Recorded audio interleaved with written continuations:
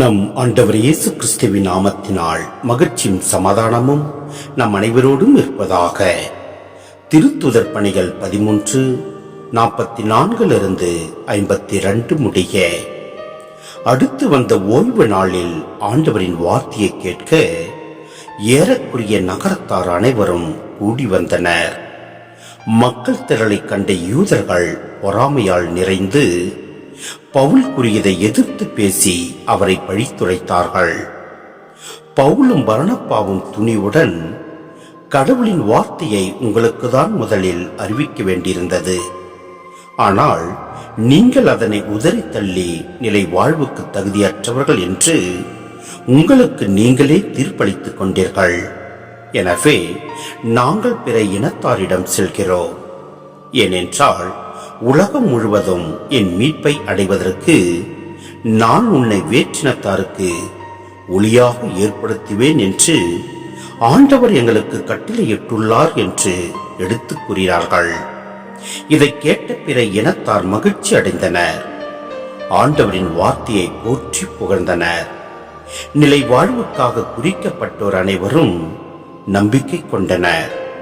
அப்பகுதி எங்கும் ஆண்டவரின் வார்த்தை பரவியது. ஆனால் யூதர்கள் கடவுளை வழிபட்டு வந்த மதிப்புக்குரிய பெண்களையும் நகரின் முதன்மை குடிமக்களையும் தூண்டிவிட்டு பவுலையும் பர்னபாவையும் இன்னலுக்குள்ளாக்கி அவர்களை தங்களது நாட்டிலிருந்து துரத்திவிட்டார்கள். அவர்கள் தங்கள் கால்களில் படிந்திருந்த தூசியை அவர்களுக்கு எதிராக உதறிவிட்டு இக்கோனியாவுக்கு சென்றார்கள். சீடர்களோ தூய ஆவியால் ஆட்கொள்ளப்பட்டு மகிழ்ச்சியில் திளைத்திருந்தார்கள். சிந்தனை: மற்றவர்கள் வெற்றி அடையும் போது நாம் பொறாமைப்படுகிறோம். இது இயல்பானதுதான், ஆனால் அது கடவுளின் செயல்பாட்டை தடுக்கிறது என்பது கசப்பான உண்மையாகும். நற்செய்தி முதலில் யூதருக்கு போதிக்கப்பட வேண்டும்.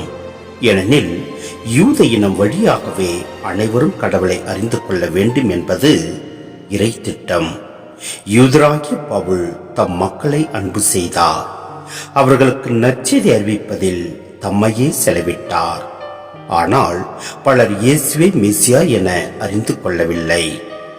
இஸ்ரேல் ஒளியாக இருக்க வேண்டும் என்பது கடவுளின் திட்டம். இஸ்ரேலிலிருந்து இயேசு வந்தார். அவர் பிற இனத்தாருக்கு ஒளி.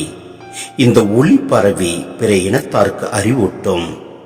இரண்டாம் வத்திக்கான் சங்கம் திருச்சபையை உலகின் ஒளி என வர்ணிக்கின்றது.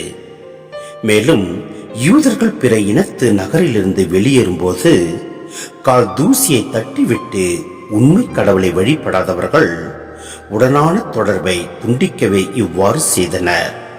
நற்செய்தியை ஏற்றுக்கொள்ளாதோர் இஸ்ரேலின் பங்காளர்கள் அல்லர் என்று காட்டவே பவுலும் பர்னபாவும் இவ்வாறு செய்தனர். இது இயேசு கட்டளையிட்டதுதான். நாம் உண்மையான முறையில் கூறும் நற்செய்தியை பிறர் ஏற்காவிடில் அதற்கு நாம் பொறுப்பல்ல. எனவே நாம் உண்மையான நற்செய்தியை எடுத்துரைப்போம். மற்றவர்கள் எடுத்துரைப்பதையும் நாம் கேட்டு அதன்படி செயல்படுவோம். எல்லாம் வல்ல இறைவன் நம்மை நிறைவாய் ஆசீர்வதிப்பார். ஆமென்.